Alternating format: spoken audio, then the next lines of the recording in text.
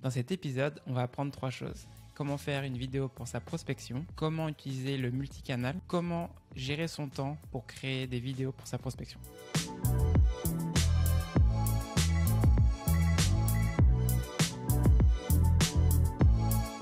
Salut, c'est Eric, co-founder de The Sales Game, créateur du podcast et aussi SDR Manager chez Chili Piper. Aujourd'hui, on se retrouve pour un nouvel épisode d'Actionnable.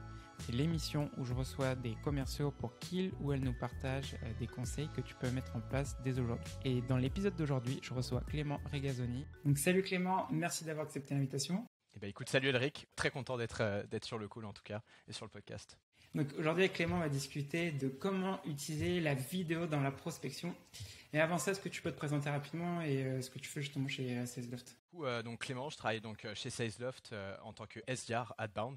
J'étais auparavant chez LinkedIn, où je travaillais en Adbound également SDR. Donc aujourd'hui, je travaille donc avec une account exécutive, Coralie, qui était déjà venue sur le podcast, il me semble, il y a 1 an.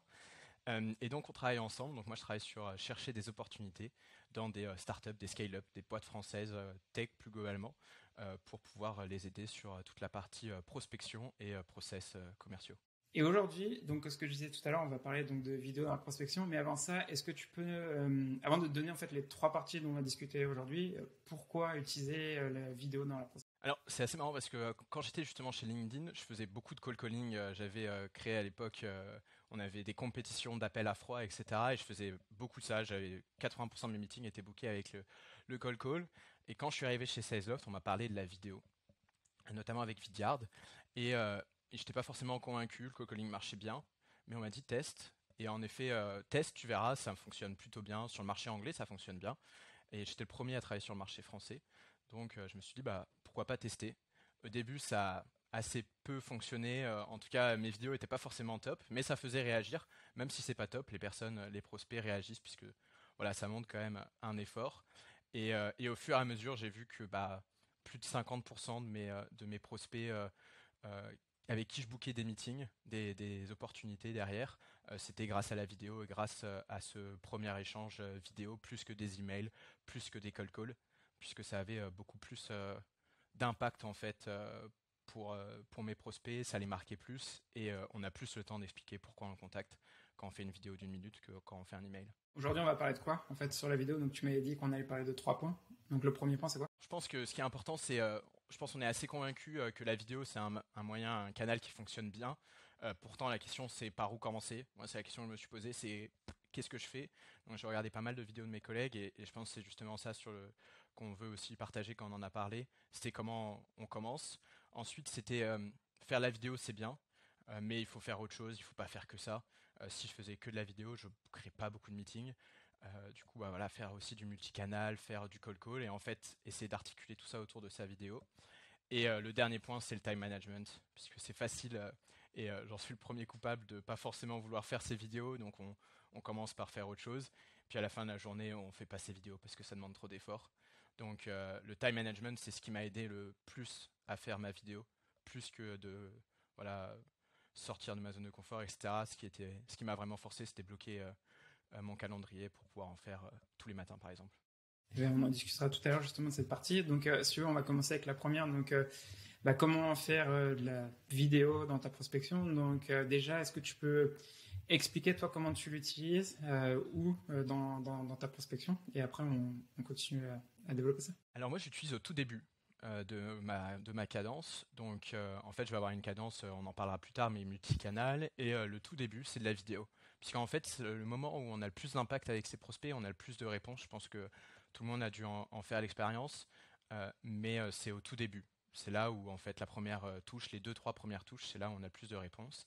Et donc, ce que je fais, c'est que j'ajoute en fait mes prospects sur LinkedIn et je vais tester des vidéos sur LinkedIn si les personnes m'ajoutent. Via l'application, on peut envoyer des vidéos, mais surtout ce que je fais de façon plus importante, systématique en fait, c'est d'envoyer des vidéos dans mon premier email, une vidéo de 1 minute où j'explique pourquoi je contacte mon prospect et pourquoi justement je pense que ça peut être pertinent d'échanger au sujet de SalesLoft et au sujet des challenges qu'ils peuvent rencontrer aujourd'hui. Sur LinkedIn, est-ce que tu enverrais la même vidéo que tu enverrais par email ou c'est une vidéo qui serait différente? Ouais, c'est complètement différent. C'est LinkedIn, je me dis, en fait, LinkedIn, ce qu'il faut voir, c'est qu'il faut, à mon avis, on crée des relations avant de prospecter. On est connecté potentiellement pour très longtemps quand on est connecté sur LinkedIn. Et donc un prospect qu'on a aujourd'hui en connexion, bah, on l'aura probablement dans deux, trois entreprises ensuite. Donc ce que j'essaie de faire, c'est jamais prospecter, c'est toujours essayer d'avoir des conversations euh, plutôt euh, plutôt soft. Donc par exemple, bah voilà, j'ai vu que félicitations pour le nouveau job. Bah, il y a pas mal de gens qui ont changé. Là, on se parle début janvier, pas mal de personnes qui ont changé de poste début janvier. Donc c'est le moment d'envoyer un message, d'envoyer une petite vidéo. Beaucoup de gens vont l'envoyer, voilà, félicitations pour ce nouveau job. L'envoyer en vidéo, ça peut être aussi une autre technique, dire bah félicitations pour le nouveau job, je vous souhaite plein de bonnes choses pour 2022. C'est un bon moyen de commencer l'année. Ça, c'est ce que je fais sur LinkedIn. Et par email, c'est vraiment de la prospection. C'est vraiment, bah, je vous contacte puisque j'ai vu ça. Par exemple, chez Chili Piper, j'ai vu que tu veux recruter des SDR. Et aujourd'hui, un challenge que des SDR peuvent rencontrer, c'est ça. SalesLoft répond, ou peu importe, répond à cette problématique. Et c'est pour ça que je vous contacte. Donc, deux approches plutôt différentes. On va dire une plutôt long terme sur LinkedIn et une plutôt voilà, purement commerciale par email. Ouais, de toute façon, sur LinkedIn aussi, c'est ce qui marche généralement, c'est commencer une conversation plutôt qu'essayer de pitcher, parce que quand tu vois que sur LinkedIn, si tu te fais rajouter par des gens sur LinkedIn, enfin des vendeurs sur LinkedIn, généralement tu reçois des gens qui te pitchent au lieu de justement essayer de commencer une conversation. Donc je comprends, je vois en fait pourquoi tu veux commencer comme ça. Sur la partie email, donc du coup, tu disais, tu as commencé un peu à en parler un petit peu en fait, donc ce que tu disais dans la vidéo. Comment tu structures justement ta vidéo? Alors, comment je structure ma vidéo? Alors, en fait, je la structure exactement de la manière dont je structure un email. C'est pourquoi je vous contacte. Donc, c'est la première partie. Pourquoi je vous contacte. Donc, c'est la première phrase dans mon email. Ça va être les 20 premières secondes sur ma vidéo. Par exemple, voilà ce que je disais tout à l'heure, mais j'ai vu que vous recrutez des SDR aujourd'hui chez Chili Piper. La deuxième, ça va être pourquoi je pense que c'est pertinent d'échanger. Donc, un challenge. Donc, un challenge que des SDR. Et ça, le challenge sur le coup est commun à tous les SDR managers que je vais prospecter ou à tous les head of sales ou les sales ops, etc. Un challenge que des sales ops rencontrent est X et Y. Est-ce que ce sont des challenges qui sont pertinents aujourd'hui, que vous vous rencontrez aujourd'hui? Et derrière, je vais ensuite proposer un call to action, donc qui est plutôt soft par vidéo. Voilà, si c'est un sujet qui vous paraît pertinent actuellement, au plaisir d'échanger. Et par email, ce serait exactement la même chose. Est-ce que vous pensez que justement c'est un sujet intéressant actuellement pour Chili Piper? Donc c'est vraiment une structure, pour résumer, c'est au début 20 premières secondes, pourquoi je vous contacte, 20-30 secondes, pourquoi je pense que ça peut être pertinent d'échanger puisqu'il y a des challenges et SalesLoft y répond. Et le dernier, c'est le call to action. Tu parlais du challenge, là, et tu as parlé un peu de trois de tes personnages, donc SD Manager, VP Sales et SSOps. J'imagine que en fonction de la vidéo que tu vas faire, tu vas parler d'un challenge différent, parce que les trois vont avoir des challenges différents. Exactement. À chaque fois, je vais. En fait, il faut vraiment. Le plus simple pour commencer, pour faire de la vidéo, c'est vraiment se dire qu'est-ce que je dirais en fait à cette personne si je la voyais dans un ascenseur. Et par exemple, bah, TSDR Manager, qu'est-ce que je te dirais pour te convaincre? On est dans l'ascenseur pendant 60 secondes. Qu'est-ce que je te dirais pour te dire que, un, je sais de quoi je parle quand je te parle, je sais quels sont potentiellement tes challenges.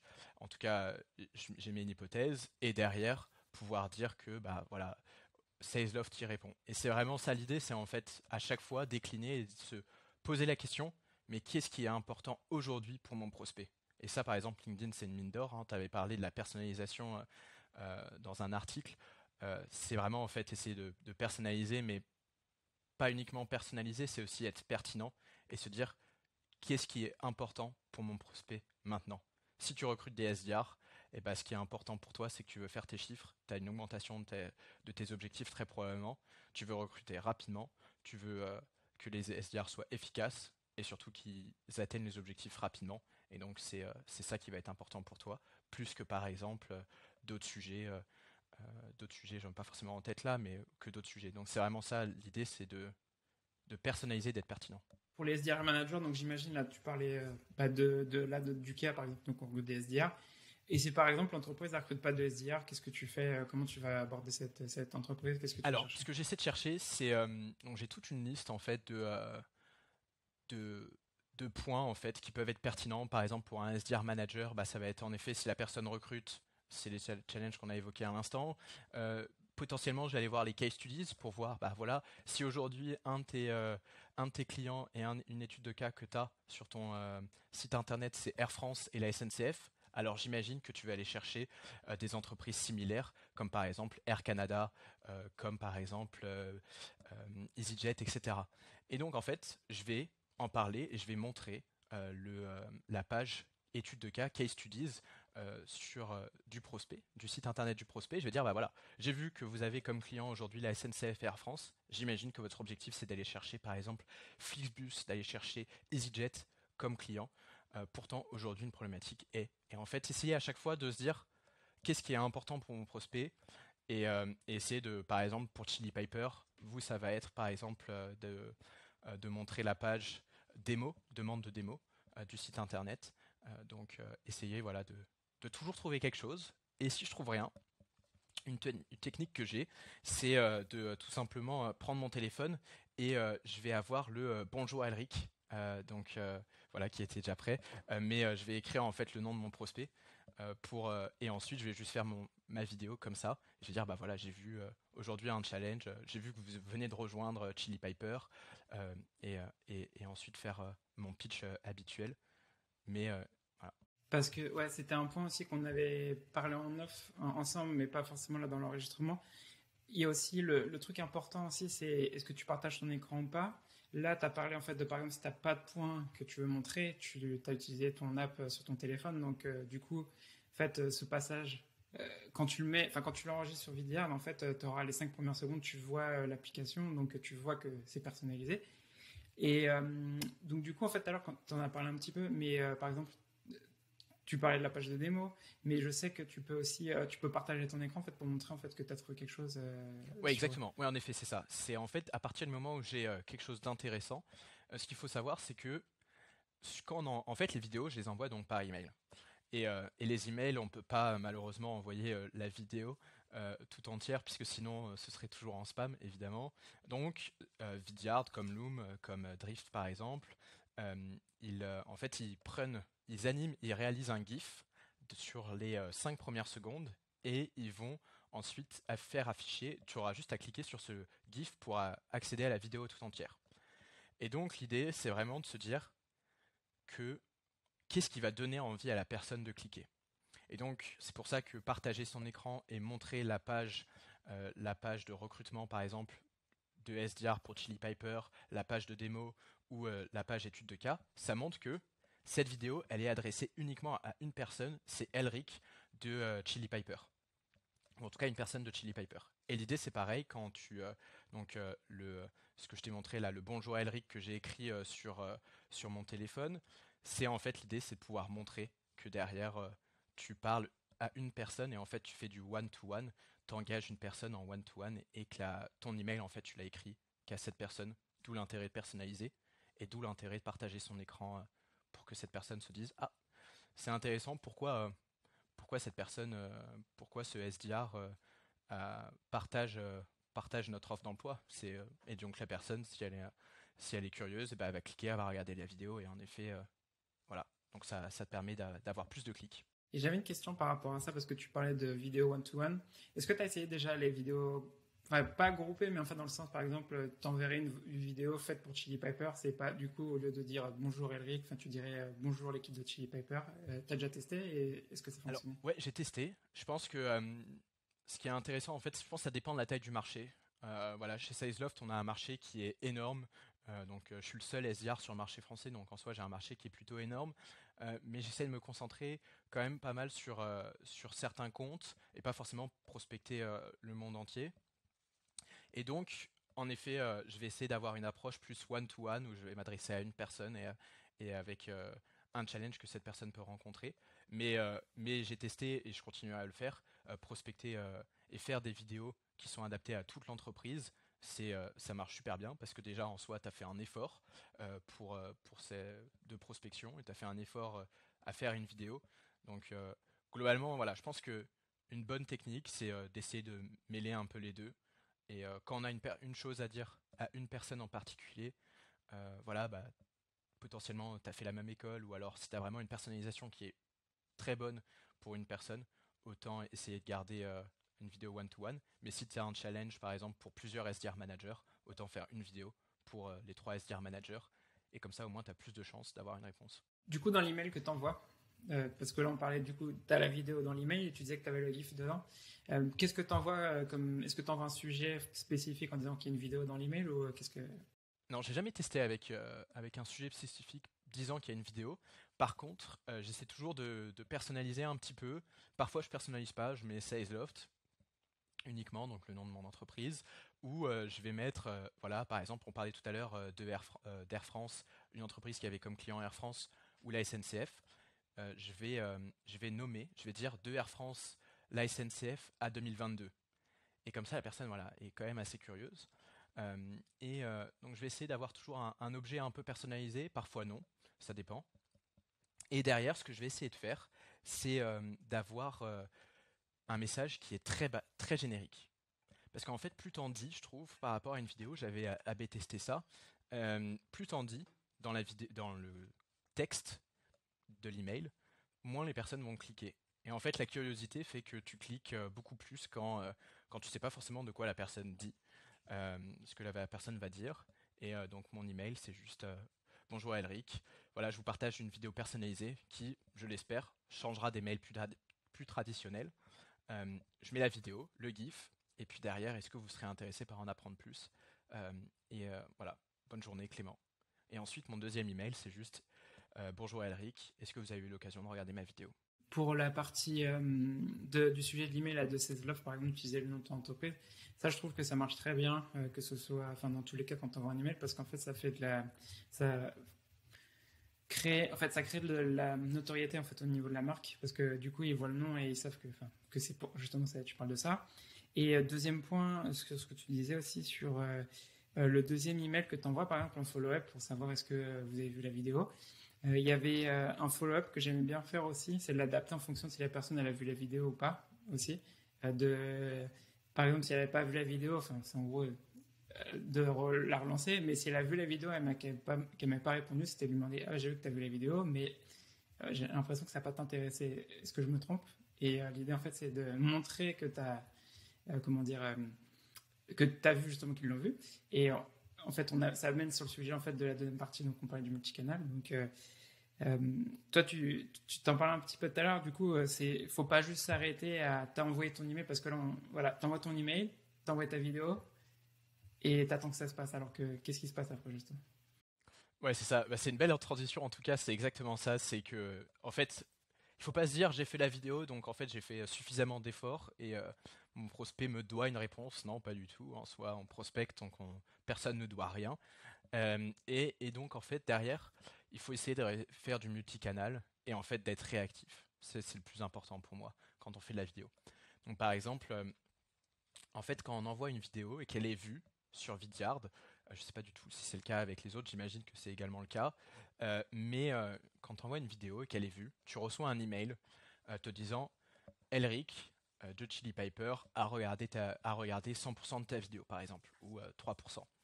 Et en fait, moi, ce que j'essaie de faire, c'est si j'ai le numéro de portable de ce prospect, je vais le coller direct, donc 5 minutes après.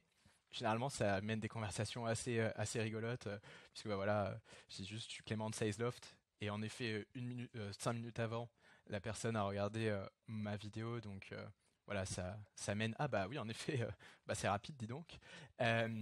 Et ça mène à une conversation et c'est comme ça que je book beaucoup de meetings. En soi, c'est vraiment ça m'a permis de booker énormément de meetings. Ou alors une autre technique que j'ai, c'est soit si je suis connecté sur LinkedIn, envoyer un message sur LinkedIn et dire Hello Elric, j'ai vu que tu avais regardé ma vidéo. Euh, est-ce que tu penses que j'ai gagné un Oscar avec ou pas? Et en fait, j'essaie de rigoler un peu, en tout cas d'être un peu plus décontracté et puis de rigoler de moi-même en fait, et me dire bah voilà, peut-être que la vidéo est pas si incroyable si tu m'as pas répondu.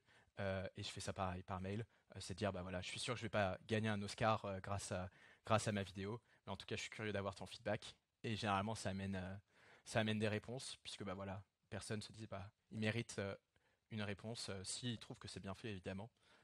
Mais ouais, globalement c'est d'être réactif en fait. Dès que la personne a vu ta vidéo, bah en fait tu sais que tu l'as potentiellement marqué, puisqu'il y a peu de personnes qui font de la vidéo en soi, alors que des emails, bah, c'est pas parce que tu l'as ouvert que tu es intéressé. Si tu l'as regardé la vidéo, ça veut pas dire que tu es intéressé, mais en tout cas, ça veut dire que la personne se souvient un minimum de toi. Et donc là, d'être réactif, c'est ce qui permet de booker. Enfin, ouais, moi, ça me permet de booker, de faire ces follow-up dans les 5-10 minutes suivantes, de prendre pas mal de meetings. Ouais, parce que en fait, ce que tu disais là sur la partie d'avoir cette vidéo, en fait, ça aide aussi beaucoup en fait à mettre un visage sur ta voix ou sur les emails que tu vas envoyer, parce que généralement, quand tu te fais prospecter, c'est toujours la même chose. C'est un email, c'est quelqu'un qui te rajoute sur LinkedIn, donc tu vois ça, au moins tu vois sa photo sur LinkedIn, mais la vidéo, en fait, c'est généralement quand tu es dans tes emails, tu n'as jamais d'image, c'est que du texte, et du coup, ça va généralement, comme ce que tu dis, tu vas t'en rappeler, parce que même si ça faisait 5 minutes. Ouais. Et en plus, ça n'a pas besoin d'être parfait parce qu'en soi, le nombre de vidéos que j'ai envoyées et celles que j'ai envoyées au tout début, elles sont horribles et il y en a qui sont encore pas franchement super. Mais en fait, voilà, ça montre que bah, au final, je prospecte, peut-être que je fais, peut-être que j'ai dit complètement quelque chose qui n'est pas du tout un sujet actuellement. Mais en tout cas, voilà, ça permet de mettre un visage, de mettre un humain en fait derrière la prospection et je trouve que c'est ça qui est le plus important. Et c'est pour ça que j'arrêterai pas d'en faire la prospection vidéo, puisque ça permet en fait derrière de montrer que bah voilà, je t'ai contacté et je t'ai contacté toi parce que je trouve qu'il y a un sujet qui est potentiellement intéressant. Et derrière, voilà, les personnes sont plus enclins à répondre quand elles se disent que la personne a vraiment fait un effort et potentiellement sorti de sa zone de confort, parce que faire une vidéo c'est pas facile. Il faut être prêt à se regarder derrière quand on la regarde. Et à s'écouter aussi. Et à s'écouter. C'est ça. Et ça, c'est pas évident. Et du coup, bah voilà, derrière, ça amène, je trouve, la sympathie de la part du prospect et parfois pas du tout, hein, mais en tout cas, voilà, ça permet de mettre un visage sur la personne, sur le nom. Quand tu disais que c'était pas simple et justement qu'il faut sortir sa zone de confort pour en faire des vidéos, toi, je sais qu'on en avait parlé un peu au début quand tu as commencé à faire des vidéos. Là, aujourd'hui, tu as fait combien de vidéos? Tu sais à peu près? Ouais, j'ai regardé tout à l'heure, du coup, j'en ai fait 2000, ça y est là. 2020, je crois. Donc, ouais, ça, ça commence à faire. Et 80% des vidéos ont été vues, donc c'est plutôt pas mal, mais ouais, donc ça c'est chouette. Mais 2000 vidéos qui ont été vues, donc au début, autant vous dire que voilà, les 200-300, même, enfin toutes au final, sont pas forcément incroyables. Il y a eu pas mal d'erreurs, pas mal de moments où je me suis dit, ouais, je peux pas envoyer ça, mais c'est comme un call, il faut juste se lancer et puis personne s'en souvient si c'est raté au final. Et pour transitionner sur la dernière partie, justement, on va parler du temps en fait, que ça te prend, parce que quand tu commences, pour l'avoir fait, beaucoup de vidéos aussi, je pense pas que j'en ai fait autant que toi, mais j'ai dû en faire 400-500. Mais je me souviens les premières vidéos, je me faisais 2 vidéos en 1 heure à peu près, parce que j'avais ce problème de ah non, c'est pas bon, et je recommençais. J'imagine qu'au début, quelqu'un qui va commencer, malheureusement, tu peux pas le retirer. Ça, c'est les gens, petit à petit, enfin, comme tu dis, c'est plus tu pratiques et plus tu vas être à l'aise. Mais au début, ça c'est compliqué. Toi, aujourd'hui, en fait, comment tu gères ça, ton temps, par rapport à pour faire tes vidéos? Combien de temps tu bloques? Combien de temps tu mets pour faire une vidéo? Je pense qu'au début, en, en fait, je pense qu'il faut faire des baby steps. Je sais que tu es fan de Atomic Habits, donc un livre qui est, pour toutes les personnes qui nous écoutent ou qui nous regardent, un livre qui est incroyable. C'est en fait, si vous voulez faire une habitude, construire une habitude, il faut commencer petit. Et ça sert à rien de se dire que je vais faire 20 vidéos au début, puisque en fait 20 vidéos, ça va te demander 4 jours à les faire, puisque en effet, tu vas en faire une en 1 heure probablement. Et au début, c'était ça. Moi, j'ai commencé à faire des vidéos. Donc, chez Salesloft, on a un onboarding qui est assez intense. Et première journée, on m'a dit, enfin, c'était 1 mois après mon onboarding. Première journée, on commence à prospecter. On m'a dit, bah, tu dois faire 70 vidéos aujourd'hui. Donc, j'ai mis, autant vous dire que j'ai jamais réussi à faire les 70 vidéos. Évidemment, personne n'a réussi. Mais en tout cas, j'en ai fait 15, 20, 30, je crois. Mais ça m'a pris toute la journée. Ça m'a pris 10 heures de taf. Parce que voilà, c'est super long à faire. Mais au fur et à mesure, on commence à être rodé, on commence déjà à être plus habitué à se voir parler. On sait à réduire son rythme, à parler un peu moins vite. J'ai tendance à parler un peu vite parfois.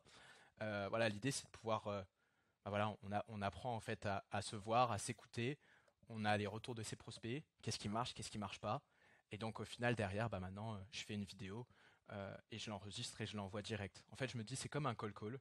Je pense que c'est la meilleure manière de le voir, c'est de se dire, c'est comme un call call. Un call call, si je le rate, j'ai pas une seconde chance. Alors, parfois tu peux dire, bon bah je suis désolé, je suis obligé de reprendre mon pitch, et la personne parfois te dira oui, mais en soi t'as une chance, c'est tout. Et en fait c'est ça la vidéo, le meilleur moyen, c'est de se dire j'ai une chance, et c'est comme ça qu'on progresse le plus. Parce que si on se dit, on veut atteindre la perfection, on va jamais l'atteindre, c'est impossible. Après 2000 vidéos, je suis loin, loin, loin, loin de faire des vidéos parfaites, et je suis loin de pas faire d'erreurs, de pas hacher un mot, etc. Et maintenant, j'en rigole quand je suis devant ma vidéo. Bah voilà, je dis ah, pardon, en effet, c'était pas ça, et je recorrige. Et je vais pas la refaire à moins que ce soit trop évident, mais voilà, l'idée c'est de pouvoir en fait en faire quelques-unes au début, puis ensuite ça prendra. Voilà, maintenant. On peut faire beaucoup plus de vidéos. Parfois, j'en fais jusqu'à. On a fait une compétition avec un autre collègue. On en a fait 60 dans la journée. Alors, autant te dire que j'étais lessivé à la fin de la journée. Mais bon, à la fin, ça arrive, c'est possible. Mais parce que voilà, une vidéo, bah, ce jour-là, en tout cas, c'était juste une vidéo, une prise, j'envoie et puis basta. Et puis derrière, bah, ça te force à faire beaucoup d'efforts et à réfléchir en fait avant de la faire. Alors que sinon, tu peux cliquer sans te dire, oula, qu'est-ce que je vais pouvoir dire en fait. Je trouve que c'est ça qui est bien aussi quand on se donne juste une prise, c'est qu'on réfléchit bien avant, comme avec un call call. On réfléchit à ce qu'on veut dire et où est-ce qu'on veut arriver. Et il faut faire la même chose avec la vidéo. Et du coup, t'en fais combien à peu près? T'as dit que t'as fait un jour à 60 vidéos, mais à peu près, enfin, sur une semaine normale, quand tu fais pas de compétition, t'en fais combien des vidéos? Ouais, non, heureusement que j'en fais pas 60 tous les jours. Mais là, sur le coup, j'avais rien fait d'autre. C'était vraiment un concours pour voir. On aime bien la vidéo tous les deux, donc on a testé pour voir. Sinon, ce que j'essaie de faire, c'est d'en faire 10 tous les jours. 10 à 15 tous les jours. Et en fait, je trouve que le plus important, c'est de se bloquer un moment. Moi, le matin, c'est là où je suis le plus réveillé. C'est le matin où je suis prêt à faire mes vidéos et je suis prêt à juste faire une prise, envoyer, une prise, envoyer, une prise, envoyer. Et donc, ce que je fais, c'est que je fais mes recherches en fait la veille. Donc, par exemple, je vais chercher que vous recrutez des SDR. En fait, pourquoi je vais vous contacter? Je vais faire cette recherche, je vais l'indiquer donc sur Salesloft, qui permet en fait d'indiquer et d'enregistrer, prendre des notes en fait, et derrière de faire la vidéo avec Vidyard et d'envoyer l'email. Et donc le matin, j'arrive et j'ai déjà en fait en tête à peu près tout ce que je veux dire, et je vais faire les vidéos une par une et je vais toutes les envoyer une par une. Et donc ça va me permettre en une heure et demie de finir toutes mes vidéos. Voilà, je prends à peu près 5 minutes par vidéo entre chercher la note, même un peu moins en soi, 2-3 minutes entre voilà, prendre la note, la faire, l'envoyer, vérifier voilà, que le son marche bien par exemple, etc. Et donc Ah oui, ça c'est un bon conseil, ça. Vérifiez bien que c'est le micro de votre casque qui est activé. ouais, Hein, on en parlait juste avant, en effet, parfois ça peut bugger, mais ouais, donc j'essaie de faire ça le matin en fait. Et derrière, de jamais me donner d'excuses pour ne pas en faire. Parce qu'en fait, c'est facile de se trouver des excuses, c'est facile de faire des emails. Enfin, en tout cas, c'est plus facile de faire des emails que faire des vidéos. Puisqu'il faut se regarder, il faut être frais, voilà, il faut être réveillé, il faut être capable de bien articuler, etc., de bien parler, de bien présenter. Et je trouve que c'est ça le plus important. Peu importe si c'est le soir d'ailleurs, hein, ça dépend de chaque personne. Mais en tout cas, c'est de pas se donner des excuses. Et moi, je constatais que si avant midi, j'avais pas fait mes vidéos, bah en fait, je faisais pas les après-midi parce que je suis plus fatigué l'après-midi j'ai pas forcément envie de faire une vidéo. Donc, en fait, je déjeune pas tant que j'ai pas fait mes vidéos. C'était la règle que je me suis donnée. Et au final, bah, ça m'a permis d'en faire. Voilà, j'ai dû travailler 200 jours probablement depuis que je suis chez Sizeloft en jour ouvré et j'ai dû en faire à peu près voilà 2000. Donc c'est à peu près ça. Et derrière, ça permet d'avoir voilà, d'être sûr de les envoyer. Je trouve que c'est ça le plus dur, c'est d'être sûr de les envoyer. Il ne faut pas se donner des objectifs irréalisables. Se dire, bah voilà, je commence avec une, mais j'en envoie une tous les jours. C'est déjà un bon moyen de commencer. Puis ensuite, on passe à 2, à 3, à 4. Et puis après, on arrivera peut-être à 60 par jour. On remplacera les call calls. Les entreprises qui font, les SDR qui nous écoutent, qui font 60 call calls par exemple. Voilà, peut-être que demain, ce sera 60 vidéos. Qui sait. Mais voilà, l'idée, c'est de commencer petit et puis d'en faire un petit peu tout le temps. On arrive justement à la fin de l'interview. On n'en a pas parlé pendant l'interview, mais aussi, mais tu avais préparé une vidéo en fait qu'on partagera dans la description de l'épisode. Comme ça, les gens vont voir à quoi ça ressemble une vidéo en fait, justement, où tu as pris mon exemple par exemple de que on recrute des SDR chez Chili Piper, ou justement à quoi ça ressemblerait en fait Tout à l'heure, tu t'en avais parlé, hein, mais l'idée, c'est que les gens ils pourront voir dedans. Donc, merci d'être passé aujourd'hui dans le podcast et de nous avoir expliqué comment utiliser la vidéo dans la prospection. Voilà. Écoute, avec plaisir. J'espère que ça a été utile. Et puis on partagera une vidéo. Mais en tout cas, l'idée c'est de. Je pense que ça dépend pas mal des personas. Ça dépend pas mal de beaucoup de choses. Mais l'idée c'est de tester et puis de voir. Au début, moi j'étais ultra dubitatif. Quand je suis arrivé chez SalesLove, j'ai fait non, jamais je ferai de la vidéo. Puis voilà, on se parle 2000 vidéos après, un an après. Et puis ouais, j'arrêterai ça pour rien au monde puisque ça permet de prendre des meetings et tout. Donc voilà. Merci beaucoup. Merci Elric. À très vite.